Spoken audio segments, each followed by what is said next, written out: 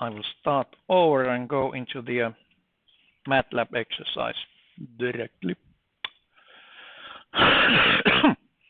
So today's exercise, or this week's exercise, is about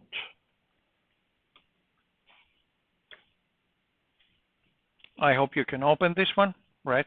Okay, let I remember to share it. Sharing is caring.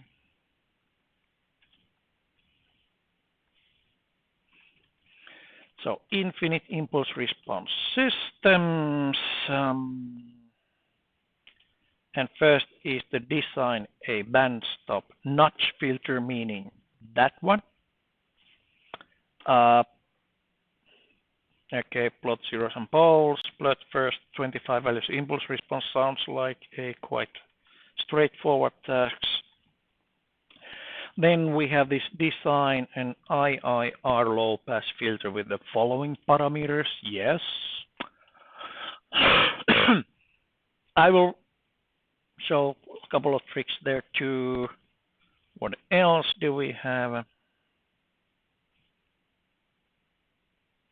And comparing the filter, I would guess that the IIR filter, I already made a claim that, okay, we need less calculations to do IIR than a similar properties on FIR system. It's basically a simple mathematics here.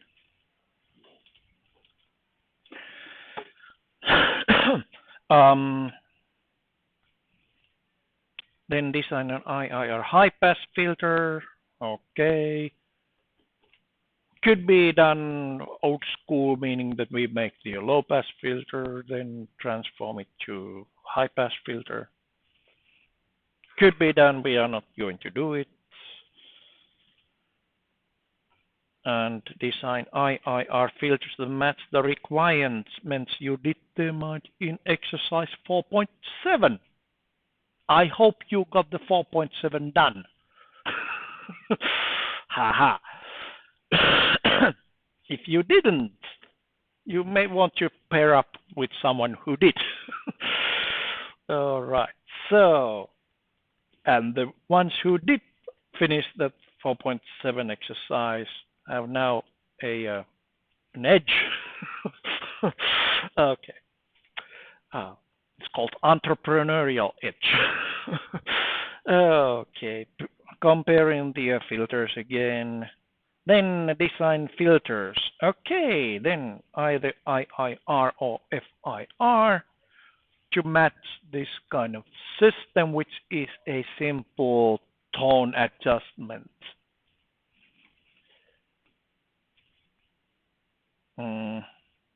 Yeah. And applying that one. You may freely choose your own sample, meaning anything legal will go. So don't take any, copyright material. Yes, freesound.org, for example. Yeah. Check the copyright disclaimer that but it's almost always, okay for educational purpose, or as long as you don't make any money.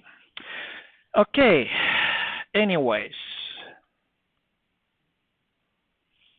so on educational purpose, nobody else is allowed to make any money than the teacher.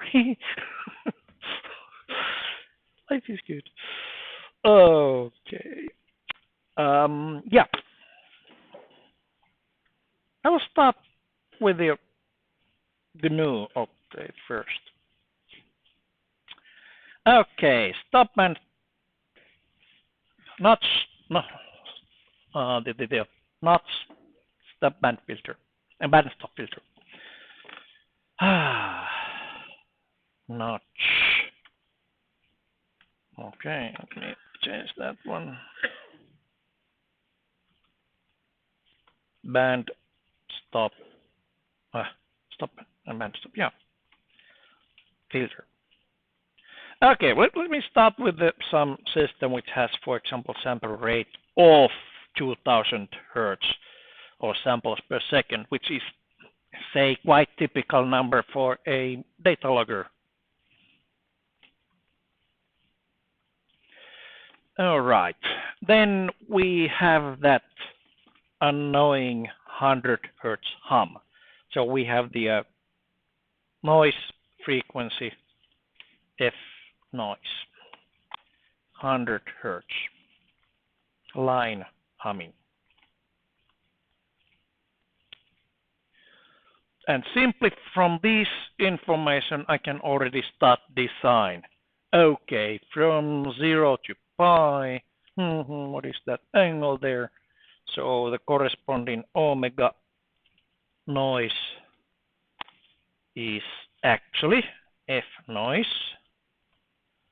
times sample rate, times divided by the sampling rate times 2 times pi, because 2 pi is same as the sample rate, right? Okay, that's the omega in radians. All right, and then we can actually put already those zeros on their places. So that's actually the same as e to j times omega n. This is e to j times minus omega n.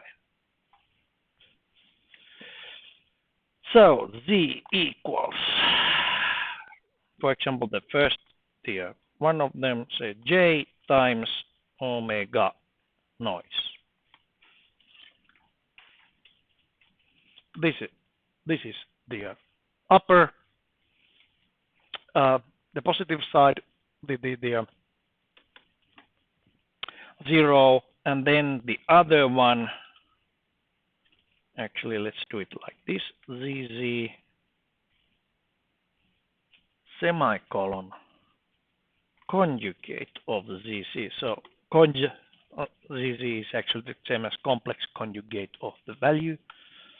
There we go. So now we have complex conjugate pair, and to make sure that they actually are on the unit circle, let me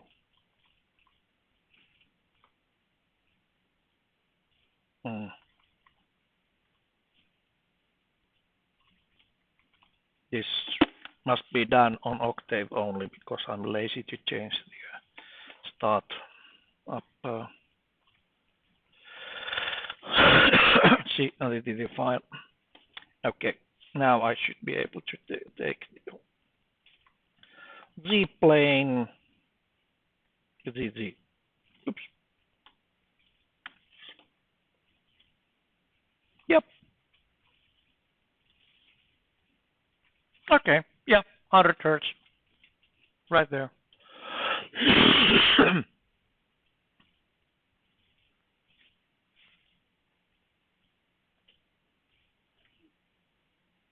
Good. This far. So next step is to find the what is on my minus 3 dB half width. I've just set it up. So how wide filter we would like to have. Maybe we don't want more than, say, 20 Hertz both sides. If you start having wider, then you start losing some information. And again, this is not science. It's application-specific engineering.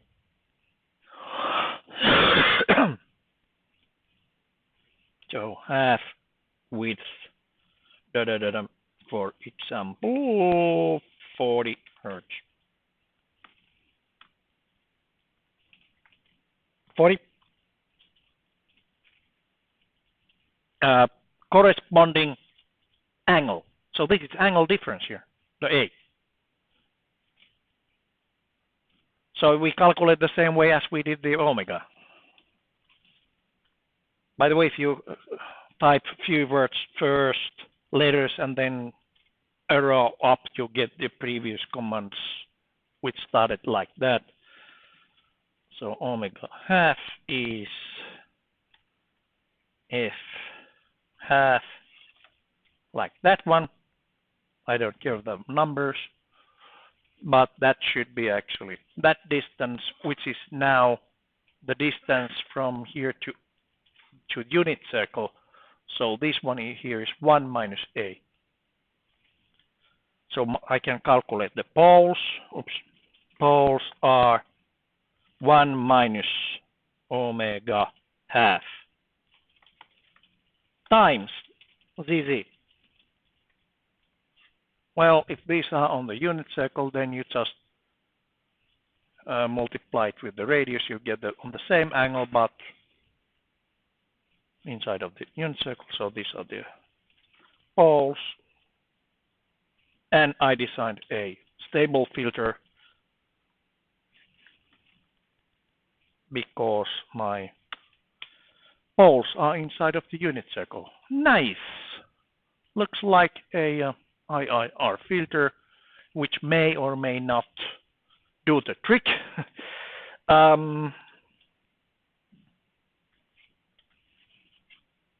For that one, let's see, the corresponding the filter coefficients are the BB are the polynomial coefficients defined by the zeros,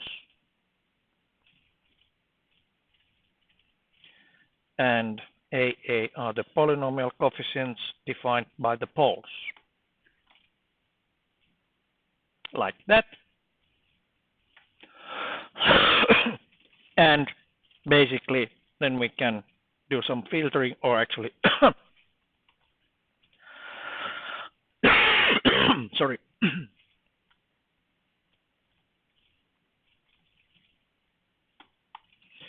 Let's check the frequency response on new window. Okay, looks like we got more or less a filter that fits our requirement.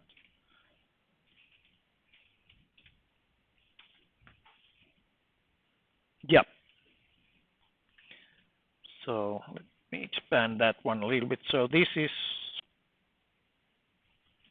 straight at 100 Hertz with lots of attenuation. Actually, it's infinite right at the 100 Hertz. But this is calculated on the locations which do not include that 100 Hertz. That's why it's a little bit short here. But anyways, you can also see, let's expand that part. My design parameter was for 3 dB point was the half width of 40 Hertz. Yep, it's about from here to there. It's about 40 Hertz. Yes, it looks like it works. The design works, but you also can see, okay, if the line humming was not at 100 Hertz, but a little bit off, like, say, let me expand that, but, yeah, 5% off, meaning that you are using, on microprocessor, you're using the internal oscillator, which usually have, say, few percent of accuracy. Say, cheaper it is, worse it is. So it's 5% is quite typical, actually, for small 8-bit microcontrollers. At 95 Hertz, you have only 18 decibels. Maybe enough, depending how much humming you have, but may not be enough, depending on the application. But at least you can say, I tried. Okay. Good. So that was the filter you can design by this simple placing of the notches, so-called. Okay. Then how to design a low-pass filter. The old-fashioned way would be, let's see.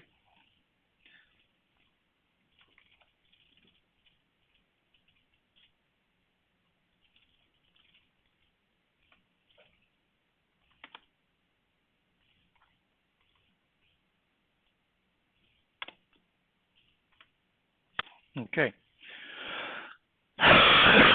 So we take the analog system But basically we can also call a function called, for example,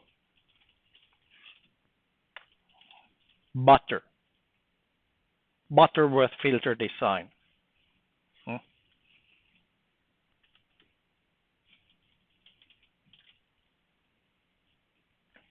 You just give the order of magnitude and then the cutoff frequency. It gives you a Butterworth filter. Okay, low pass, or then you can also type with high pass. The only problem here is to find the what is the order number. But there you can actually also use the but ord. Does it say anything about here?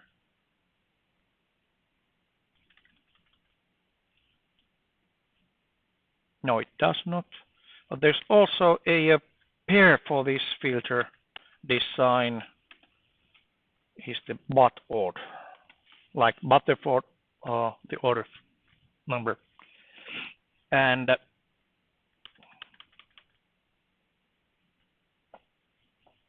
what you give to that is some, well,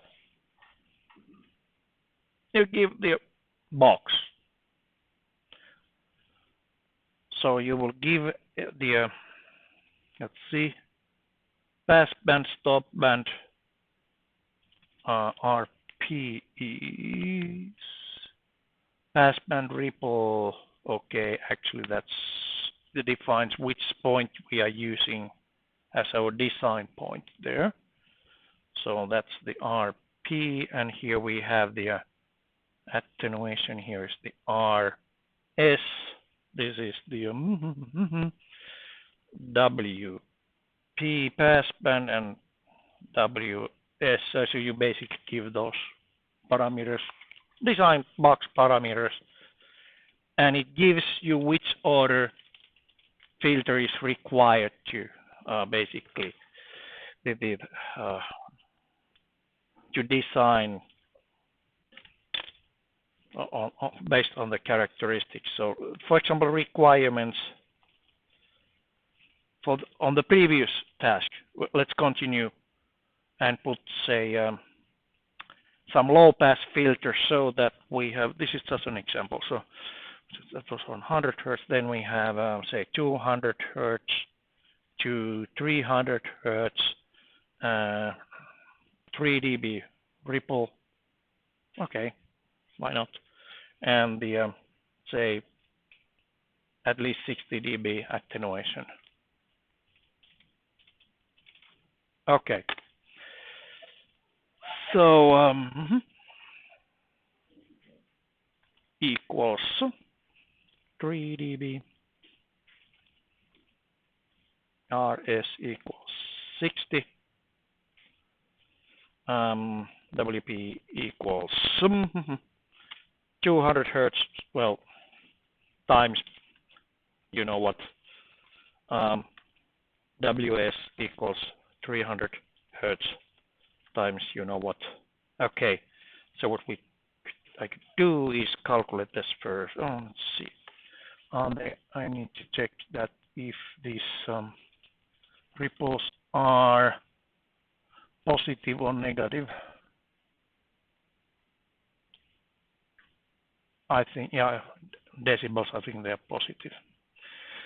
Okay, RP equals 3, RS equals 60,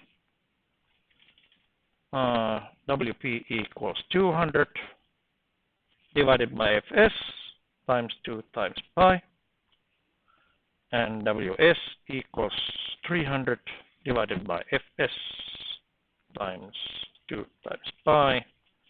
Okay, and then we just N, capital N equals to Butterworth.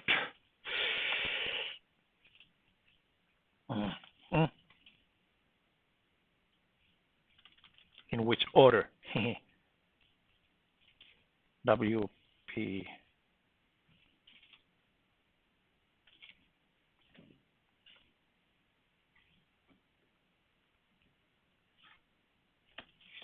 fourth order. So it gives just the order number. But now we have easy task to just hey B B B A B equals butter N N W P. I think that was the way to call it, was it? Yes, cutoff frequency. Good. And it gives me the perfect numbers for the A and B. That was simple. Only thing left to do is to actually check the frequency response.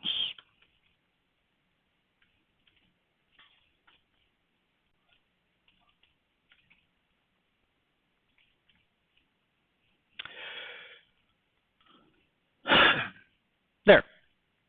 Ooh, wow. Maybe I should expand it a little bit. It seems that the what they are using is different scaling. This is off by 2, meaning that. Wait a minute. Pi. I have pi extra. Okay. It also helps if you read the those manual pages. Okay. Sorry about that, since basically it gives. See, let's read it exactly what it says.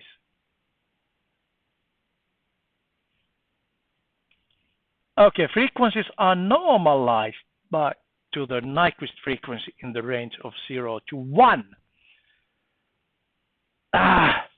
Yes, but that's probably the same for the that also 0 and 1. Yes, okay. Sorry about that, but well, it's not that badly off. It's just the pi off.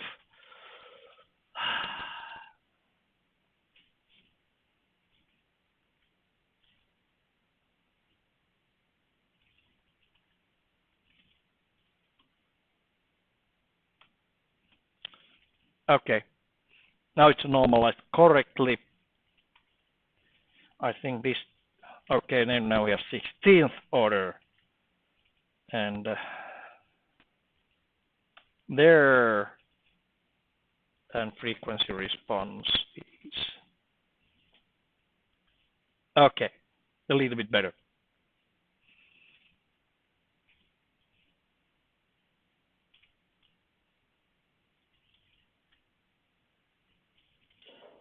(200 Hertz cutoff frequency). Okay, as you can see, it goes about that 6 dB per octave. Oh no, 6 times 8. So, but anyways, it has a lot of attenuation, and what you see down here on the frequency response, well, 500 dB. It's quite hard to calculate those values already. So this is how many zeros? A lot. So why it shows it like this is because of the calculation accuracy. It hits basically the machine epsilon here. Okay, so that's the old school.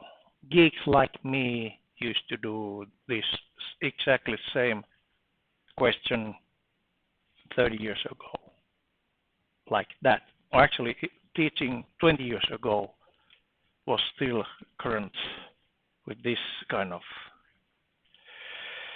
tools, but we have better. So usually I'm not advertising anything, but I just mentioned that on real MATLAB, I need only one. I think I need only one MATLAB here. On real MATLAB, first of all, you can download a free trial version for 30 days with any kind of environment. There's a special environment for signal processing, digital signal processing environment, which has all sorts of toolboxes. if you get into the work that you need to do some DSP design, ask your boss that you can buy license to a professional tool that I'm not mentioning. If they say no, it's too expensive, then you ask how expensive it is if I spend 2 months instead of 1 day on this project. Okay. But anyway,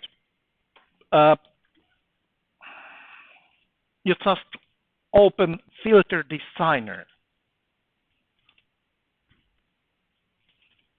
which is a filter design tools. Oh, wow, it has that kind of box. The same low pass filter as previous.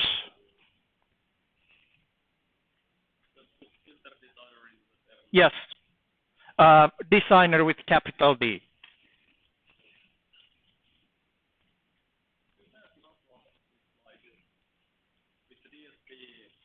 Toolbox. At least $2,000. If it's a fixed license, if you want a floating license, it's 10 or 15 grand in euros. Yeah. That's nice. Yeah. We have the cheapest academic licenses in Europe, in Metropolia, for historical reasons. It's not campus license, but it's a classroom license, which MATLAB does not anymore sell. For obvious reasons, they want to sell the whole package. But it's unfortunately we need about 20,000 euro a year, which is annual. Oh no, 70,000 euro annually to have a campus license, which we don't have. That's about the same as the lecturer's annual salary. So who would you like to kick off? Hopefully not me. But anyways, so it's expensive. And that's basically, well, it's the free word. So, but anyways, let's go back to this business. So filter designer. And yes, for 30 days trial, you can get it for free. Then they have this student, the version which you can buy. It's not that expensive actually. Student version, I think. Yes. So if you are going to use it for the rest of your studies, maybe it's better to buy that compared to buying a mobile phone that you throw away. I don't know. All right, so you just start clicking. First of all, you can use the same variables as in MATLAB Workspace. So all of these values you can take from the MATLAB Workspace. F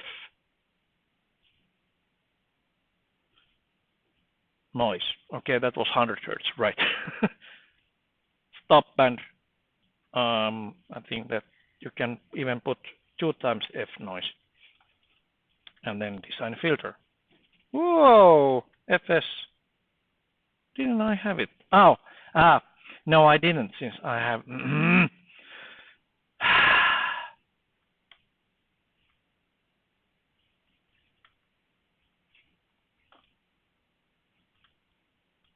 I'm lazy.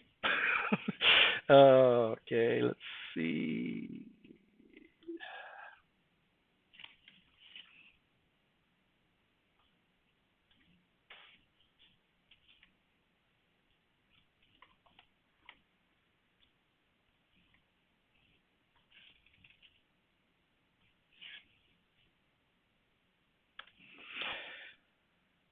Maybe first run it just like that. Oops, there's something missing.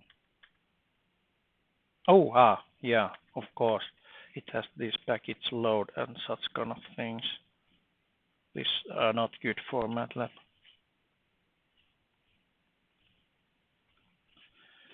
There we go. So I can actually do also these commands just for fun. Yeah, it works. Da, da, da, da, da, da.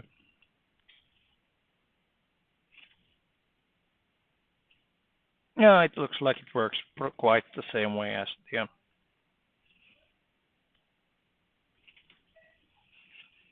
Octave does. Good. It just looks a little bit better.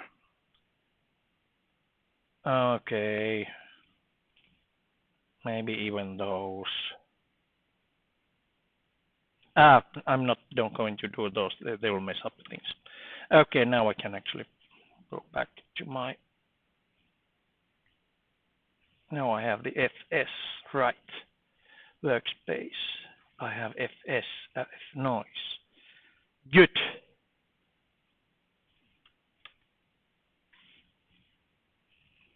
And I have a perfect FIR equiripple filter design.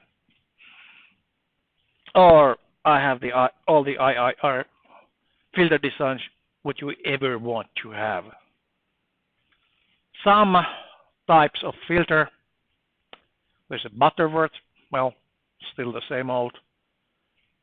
Problem with the Butterworth is actually what you saw on this Octave window.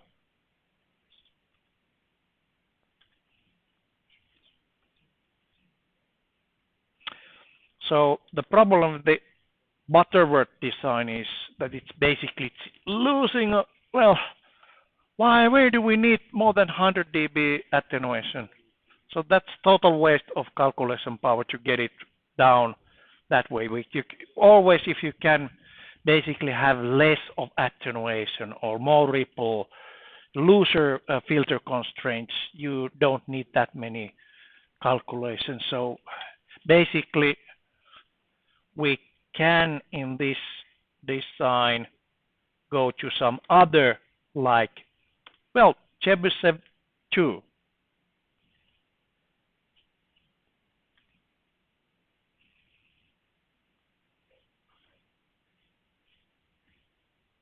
Okay. So that basically has 8th order instead of 16th order. Hey, wait a minute. I remember something. Was it 200 and 300 were the design parameters on the previous? Yeah, 11th order. Or even less order by taking the elliptic, I think. Sorry. That's not even 60. Now it's about the same as on the on my Butterworth design, which requires lots of handwork and guessing. So this is a tool to use. Okay, 6th order, only 3 second-order sections. Okay, next week we'll go through about that one. What is the section? Sorry? Ripple. Yeah, we can. Yeah, yes, 3 dB.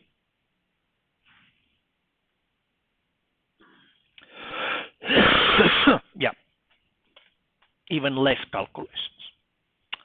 Okay, and then you have the analysis tools also. So how about the phase response or group delay? Yoo-hoo.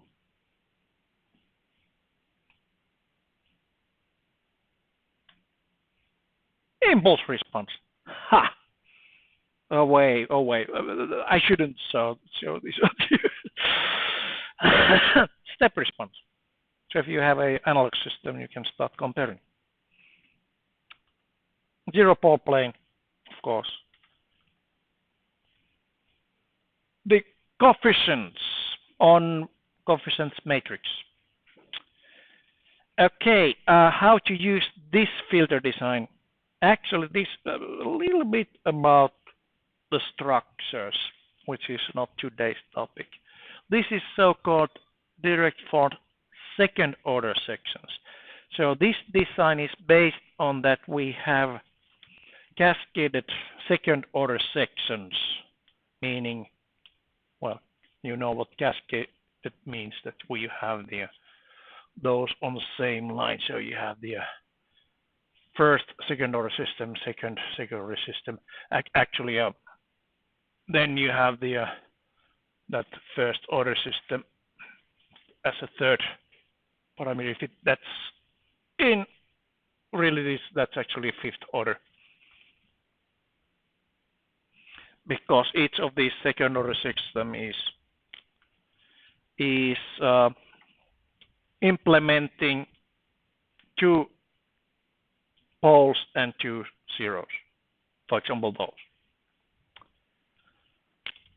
with some additional gain. Okay, how to get it back to this, what we have already since the BBs and AAs. That would be the direct form type. Actually, then we need to, let's see, where's the, yeah, there. Convert to single section. By default, all the filters should be defined as second order sections, especially these IIR systems, because the computing accuracy is much higher. But more about that one next week. So if you want to convert it to the single order sections, yeah, those are the coefficients, which you can then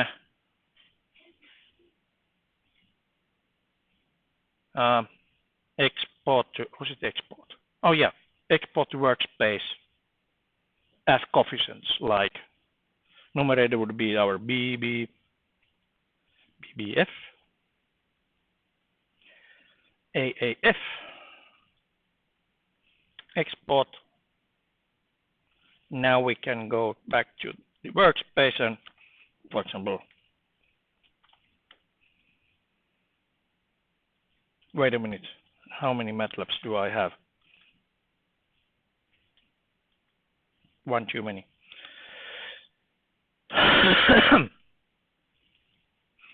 So frequency response, BB, FAAF. Yeah. Okay. So that's how the filter designer actually communicates with MATLAB workspace. About the exercise, write the commands to generate coefficients here. You know how to make screen dumps from the FDA tool. Okay, you just take the this one, whatever I want to show. For example, if I want to see the amplitude response, or well, both amplitude and phase response, then you just take a copy of that graphics and put it there. If I want to see the parameters, you can take the copy of the whole design. It's just bits. It doesn't consume more energy than writing the answers by hand. Okay. So this is a tool to use, and you can play around with the different kind of filters there are. Then one more thing about the 9th and 10th exercise. So this might be already something that has been covered by the electronics teacher. So have you designed any audio amplifiers? No. You haven't? Huh. Really? You haven't? So, huh? What kind of geeks you will be? Well, hopefully not kind of geeks at all. All right. So anyway, so how to actually translate this one to engineering? on analog frequency space, meaning logarithmic frequency axis. That's 1 hertz, or let's make it 2 hertz, 20 hertz, 200 hertz, 2 kilohertz, and 20 kilohertz. Next one would be 200 kilohertz. So this is the whatever border diagram, right? Then you have the decibels. You have had border diagrams, right? Yes, you have. Maybe you should have. But anyways, logarithmic scale on frequency. Why? Because human physiology is logarithmic. When you double a frequency, it will be the next octave. Same note, but the next octave. Double that one, it's again the next octave. Okay, so this is how humans hear things. We don't hear anything here. We don't hear anything here. I don't hear anything here. Maybe here.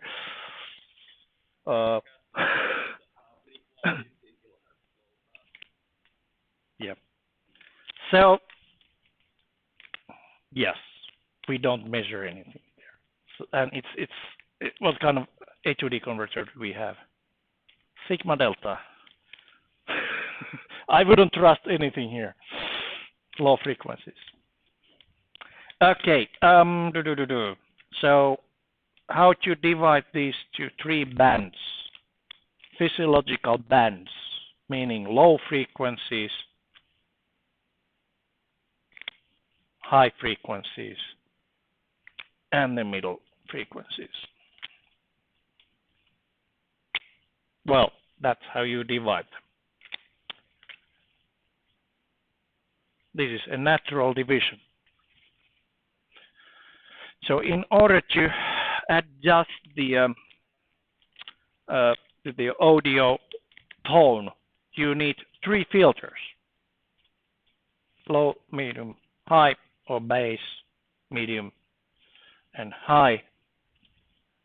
Although usually you have only for adjustment for bass and for high frequencies, because basically you have one knob that can be turned, well, up and also down, not just up, the volume. So basically we can pick, for example, middle frequency as the reference level, which is turned up and down, and then we have these 2 other bands here, and you start adjusting the volume by just putting a multiplication of those.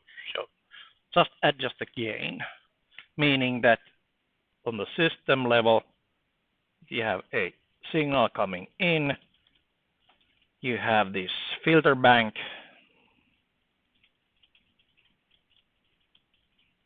each of them have adjustable gain, and then you just sum the output.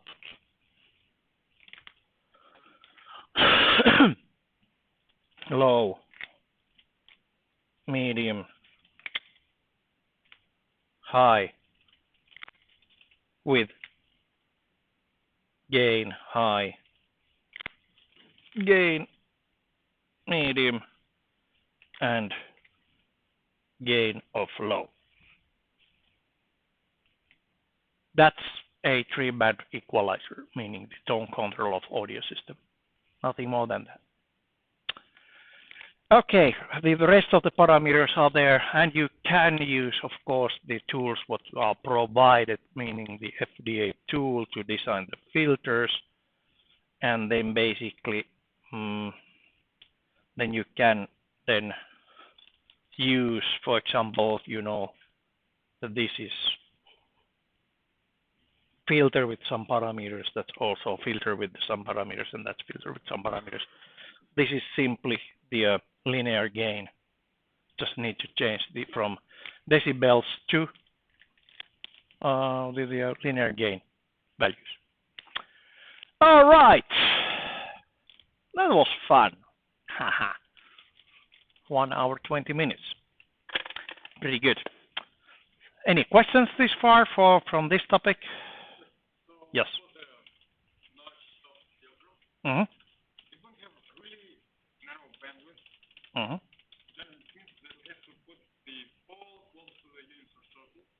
Yes. Yes, exactly. That'll be next week. Any other things? Okay, start working. I will be here until 5 o'clock. But next I will go, of course, and get some coffee.